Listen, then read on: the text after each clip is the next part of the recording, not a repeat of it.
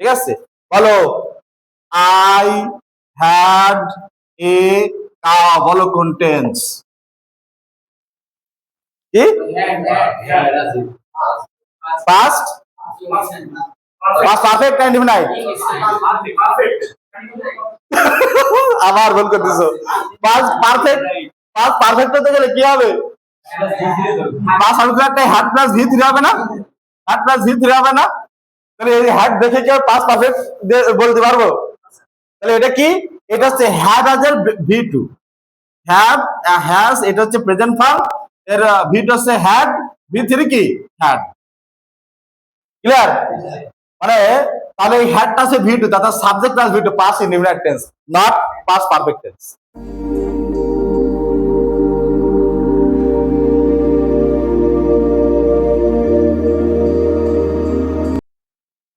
আজকে ইনশাআল্লাহ আমরা শিখবো right form of verb.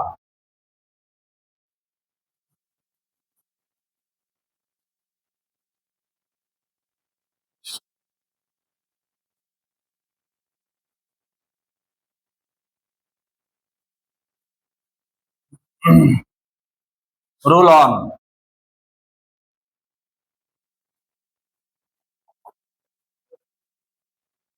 Rule one, যে বাক্য দ্বারা, লিখতে গেলে যদি আমি বোর্ডে লিখতে যাই বেশি সময় লেগে যায়। যে বাক্য দ্বারা বর্তমান কালের অনির্দিষ্ট সময়ে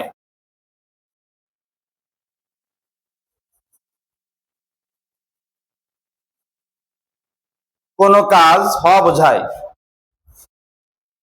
কোন কাজ হওয়া বোঝায়,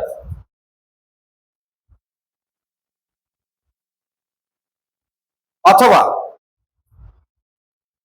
অথবা চিরন্তন সত্য কথা হয়,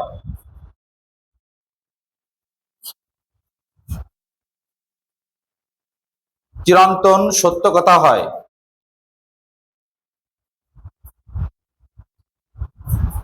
অথবা প্রবাদ বাক্য হয়,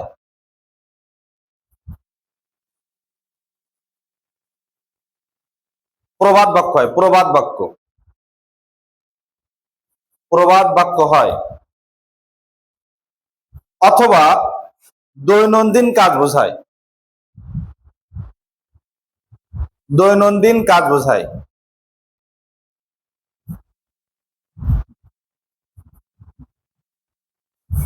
সেই বাক্যটি,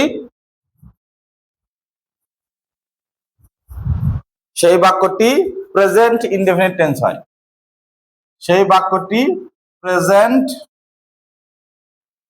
ইনডেফিনিট টেন্স হয়।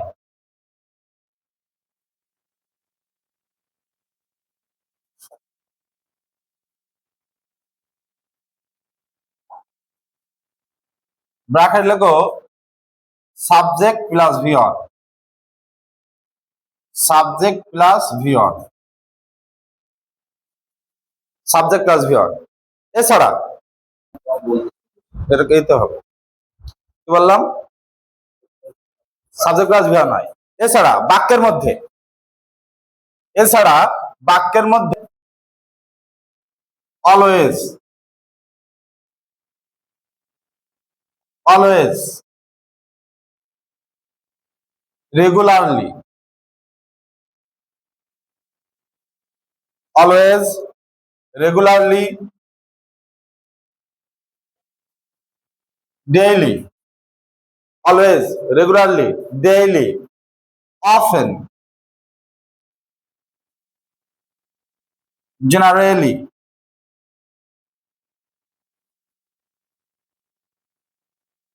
usually,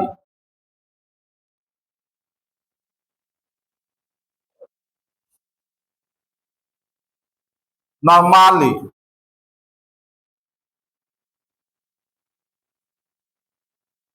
occasionally,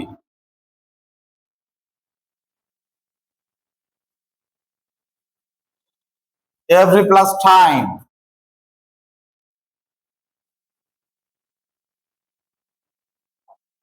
উল্লেখ থাকে,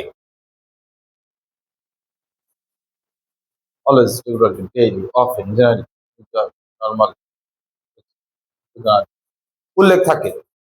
এভরি প্লাস টাইম মানে কি? টাইম মানে কি? সময়। তাহলে হতে পারে কি এভরি ডে, তাই না? তাহলে হতে পারে কি এভরি মান্থ, এভরি উইক, ঠিক আছে, এভরি ইয়ার, যা কিছু আছে না কেন, যত টাইম আছে।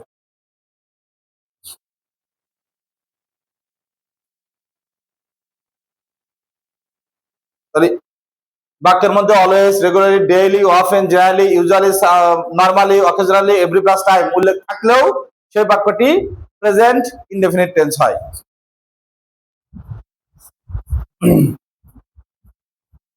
ঠিক আছে? ওকে, এবার দেখো যে কোনো বাক্যের ক্ষেত্রে, যে কোনো বাক্যের ক্ষেত্রে সাবজেক্ট সিঙ্গুলার হলে, সাবজেক্ট সিঙ্গুলার হলে, সাবজেক্ট সিঙ্গুলার হলে ভার্ব সিঙ্গুলার হয়, ভার্বও সিঙ্গুলার হয়।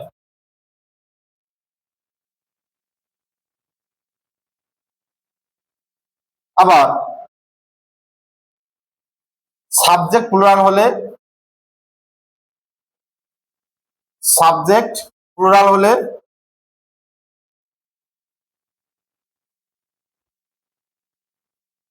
ভার্বও প্লুরাল হয়।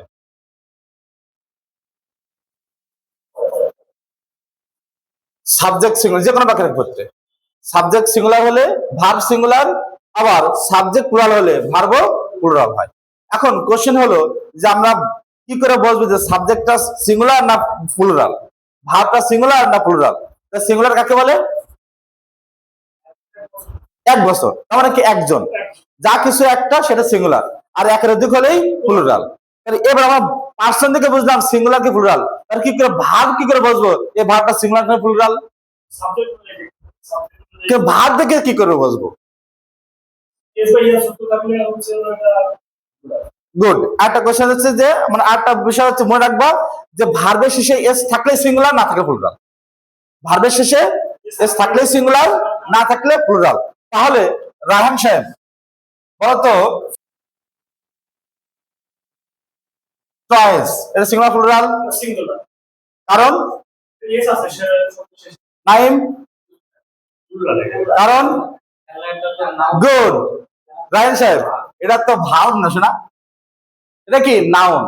নাউনের শেষে এস থাকলে প্লুরাল, কিন্তু ভার্বের শেষে এস থাকলে সিঙ্গুলার। মনে রাখবে নাউনের শেষে এস থাকলে প্লুরাল, আর ভার্বের শেষে এস থাকলে সিঙ্গুলার। মনে থাকবে? আচ্ছা, তাহলে যেমন লাভ, এটা কি সিঙ্গুলার না প্লুরাল? লাভ প্লুরাল, কারণ এটা কি ভার্ব না? এটা কি, এটা কি একটা ভার্ব, তাহলে ভার্বের শেষে এস কি আছে না, তাহলে প্লুরাল। আর এস যদি একটা এস দিয়ে দিই তাহলে সিঙ্গুলার। ক্লিয়ার? এবারে কোনো কথা আছে আর? এখানে একটা লেখো ব্যতিক্রম, লেখো ব্যতিক্রম।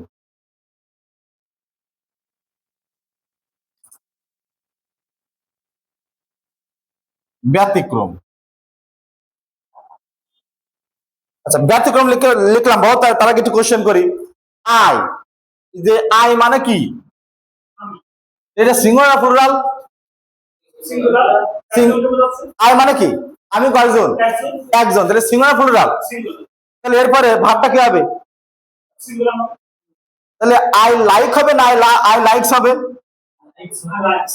আই লাইকস, কিন্তু না আই লাইক হবে। এইটা যদি বলছে যেন ব্যতিক্রম। ঠিক আছে, তাই লেখো ব্যতিক্রম। শুধু এটুকু, অত বেশি মনে রাখা দরকার নেই, শুধু এরকম সিস্টেম মনে রাখবা জীবন সাবজেক্ট আর সিঙ্গুলার প্লুরাল ভুল হবে না। ঠিক আছে, তাহলে লেখো ব্যতিক্রম শুধুমাত্র আই এর পরে, শুধুমাত্র আই এর পরে বিভার, বিভার সর্বদা সিঙ্গুলার হয়, বিভার সর্বদা সিঙ্গুলার হয়, সিঙ্গুলার হয়। এবং অন্য সকল ভাব, অন্য সকল ভাব প্লুরাল।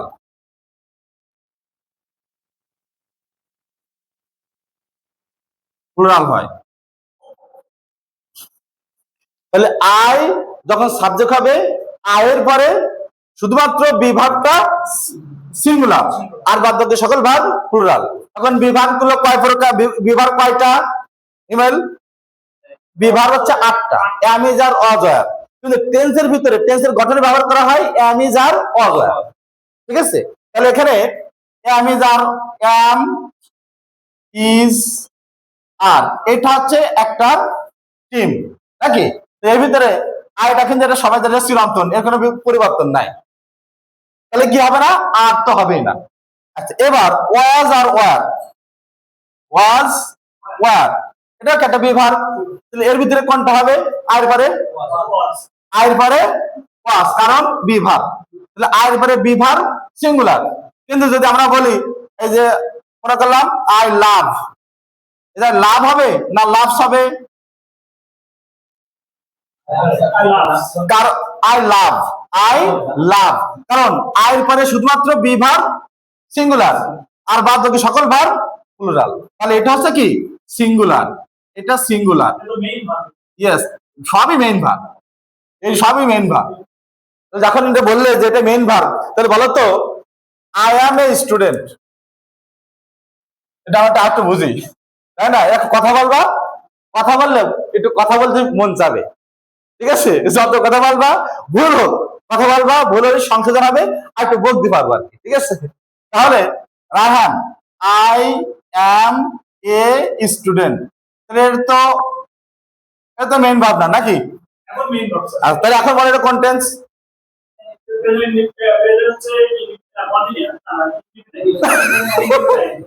Present indefinite. ঠিক আছে, কারণ এটা কি মানে দেখবা কনজুগেশন ভার্ব আছে না, ওখানে দেখবা বি আছে, ওখানে কি আছে? বি দিয়ে ব্র্যাকেটের মধ্যে কি আছে দেখবা? এম, ইজ, আর। তার মানে কি এটা সেফ সবকটাই V1। তাহলে যদি কন্ট্রাস্টেন্স হতো, এখানে একটা আইনযুক্ত ভাব থাকতো, কারণ প্রেজেন্ট কন্ট্রাস্টেন্সের গঠন কি? সাবজেক্ট প্লাস ভার্বের সাথে আইনযোগ প্লাস বাক্যাংশ নাকি? তাহলে এখানে তো আইনযোগ নাই, তো এটা কি হবে না? কন্ট্রাস্টেন্স হবে না। তাহলে এটা কি verb? Present indefinite tense. Clear? আচ্ছা, ওকে, তাহলে প্রেজেন্ট ইনডিফিনাইট টেন্স ক্লিয়ার হলো। এবার একটা एग्जांपल লিখি আমরা। ডাইরেক্ট ফ্রম ভার্বের একটা एग्जांपल। অনেক সময় কোশ্চেন করে ভাইবা বোর্ডে, ঠিক আছে?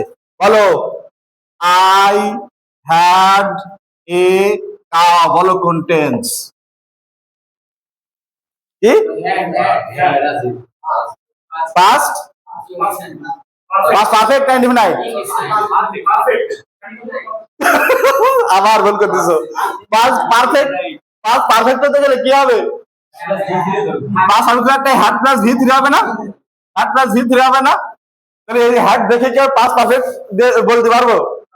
তাহলে এটা কি? এটা হচ্ছে হ্যাড হাজার V2, হ্যাভ হ্যাজ, এটা হচ্ছে প্রেজেন্ট ফর্ম, এর V2 হচ্ছে হ্যাড, V3 কি? হ্যাড। ক্লিয়ার? মানে তাহলে এই হ্যাডটা আছে V2, তাতে subject plus V2, past indefinite tense, not past perfect tense. Clear? Okay, তাহলে আমরা প্রেজেন্ট ইনডিফিনাইট টেন্সের একটা एग्जांपल লিখি। দেখ এখন এই যে সাবজেক্টের ক্ষেত্রে এই সমস্ত ঝামেলার ক্ষেত্রে ক্লিয়ার কি এখন? আচ্ছা, एग्जांपल লিখি। যেমন লেখো the sun, the sun bracket লেখো give us light, the sun gives us light। তাহলে এখানে অ্যানসার কি লিখবো? gives us light, তাহলে gives দেবো, কারণ, কারণ কি নাইম? কারণ কি বলো? gives কেন দেবো? এক কথায় থার্ড পার্সন দেখা দরকার নেই, সব এটা কাহিনী শেষ করে দিছি। এক কথা এখানে কি সান কয়টা? পৃথিবীতে সূর্য আছে কয়টা? একটা, যা কিছু একটা সিঙ্গুলার, আর সিঙ্গুলার হলে ভাবটা হবে কি? সিঙ্গুলার। সিঙ্গুলার হলে ভাবটা হবে সিঙ্গুলার, তাহলে ভাবে শেষ যোগ করলে কি হয়ে যাবে? সিঙ্গুলার। ক্লিয়ার? ওকে, এই সমস্ত পয়েন্টের জন্য অত কিছু প্রয়োজন আছে? আমরা মানে মুখস্থ রাখবো কম, শিখবো বেশি। হ্যাঁ, এটা তো সাবজেক্ট না, আমরা তো এটা থেকে ভার বসাচ্ছি না। ওটা দেখে কি আমরা ভার বসাচ্ছি? ওটা থেকে ভার বসাচ্ছি না, আমরা ভার বসাই কি দেখে? সাবজেক্ট দেখে। আমরা এর জন্য আমরা কি বলছি প্রথমে? সাবজেক্ট সিঙ্গুলার হলে ভার্ব সিঙ্গুলার, সাবজেক্ট প্লুরাল হলে ভার্ব প্লুরাল। এখন এই আসটা কি সাবজেক্ট না অবজেক্ট? অবজেক্ট। এতে কোনো আসতেছে না আমাদের ভিতরে, আমাদের সাবজেক্টের সাথে সম্পর্ক হবে। ক্লিয়ার? ওকে, তাহলে প্রেজেন্ট ইনডিফারেন্ট টেন্স শেষ।